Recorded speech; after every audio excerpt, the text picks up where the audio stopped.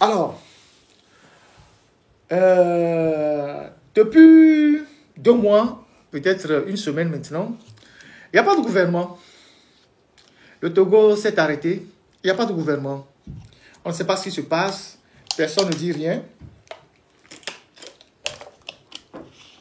Personne ne dit rien. Il n'y a pas de gouvernement. À la sortie des élections législatives, dernièrement, le gouvernement de Mme Victoire Tomiga est allé présenter sa démission et ils ont été chargés de gérer les affaires courantes. Mais on pensait que c'était une affaire de 2 semaines, mais ça fait presque bientôt plus de 2 mois que les affaires courantes continuent. Et quand on parle d'affaires courantes, de gestion des affaires courantes dans un ministère, les gens peuvent vous dire que c'est un fonctionnement au ralenti de l'administration. C'est-à-dire qu'il y a des choses sur lesquelles les ministres ne peuvent pas s'engager. Il y a des projets sur lesquels ils ne peuvent pas s'engager. Il y a des contrats qu'ils ne peuvent pas signer. Il y a des engagements qu'ils ne peuvent pas continuer à honorer vis-à-vis à la fois des partenaires dans le pays. Et donc, il y a forcément un problème. Et pourquoi depuis 2 mois et demi, il n'y a pas de gouvernement? La seule personne qui aujourd'hui fait office de gouvernement, c'est la secrétaire générale de la présidence, Sandra Johnson. Celle qui reçoit tout le monde, celle qui reçoit les Américains, la Banque mondiale, le FMI, celle qui pilote tout. Madame 2x5 a disparu des radars. On ne sait pas ce qu'elle est devenue. J'ai appris qu'elle et ses amis qui sont dans le système, parce que chacun évolue avec son clan, ils ne savent pas à quel le sort que leur réserve Tchalevi. Et donc, ils sont à la maison comme des orphelins en train de prier. Chaque jour, c'est la veillée. Ses amis, ces éléments dans le système viennent le voir. Ah, maman, qu'est-ce que le patron a dit? Bon, elle dit, ah, je ne sais pas, il ne me dit rien. Donc, ils sont là. Ils ne savent pas à quelle sauce ils vont être mangés. Bon, donc, ceux qu'on envoie pour aller chez les marabouts vont chez les marabouts. Les autres sont là en attendant un signal du patron qui ne dit rien pour le moment. La seule qui est visible, c'est Sandra Johnson. Après, il y a la présidente de l'Assemblée nationale, l'ancienne présidente de l'Assemblée nationale, Tchegan aussi, qui aussi ne sait pas quel sort lui sera réservé. Elle aussi et son clan sont dans son coin, sont dans leur coin, en train de mijoter ce qui va se passer demain. Donc, on se retrouve avec un chef assez mystérieux. Je vous ai toujours dit que Faure Gnassingbé est quelqu'un de mystérieux. Il est quelqu'un de assez intriguant, mystérieux, qui est imprévisible. Lui seul sait ce qu'il fait, et il sait où il va, et il est le maître du temps et des circonstances. Donc, les gens qui sont même autour de lui ne savent pas ce qu'il a dans la tête. C'est pour ça que vous avez des gens dans UNIR, ils ont beau bomber le torse que bon, nous sommes dans UNIR, ils ne savent pas ce qui se passe dans UNIR. J'ai l'habitude de dire à des amis que UNIR, c'est comme un globe terrestre. Celui qui est au pôle Nord ne sait pas ce qui se passe au pôle Sud. Il ne sait pas. Mais tout le monde bombe le torse que bon, c'est nous les cadres de UNIR. Donc, eux, ils sont là. Les gens sont là, ils ne savent pas ce qui se passe. Peut-être que comme ils vont se retrouver aux luttes traditionnelles à Kara, peut-être qu'ils vont peut-être rencontrer Tchalevi qui va leur dire ce qu'il pense. Mais je doute qu'il leur dira quelque chose. Il leur dira rien. Et donc, on a bloqué un pays comme ça depuis 2 mois. Le pays ne bouge pas, le pays n'avance pas, et les problèmes sont là.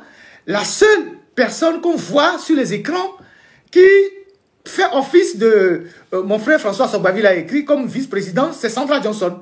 C'est elle qui reçoit les gens. On ne sait pas, on ne sait pas quelles sont ses prérogatives. Donc, il n'y a plus de gouvernement, il n'y a plus de premier ministre, il n'y a plus rien. Les gens sont dans les bureaux. Ils attendent qu'on leur dise ce qu'ils sont devenus.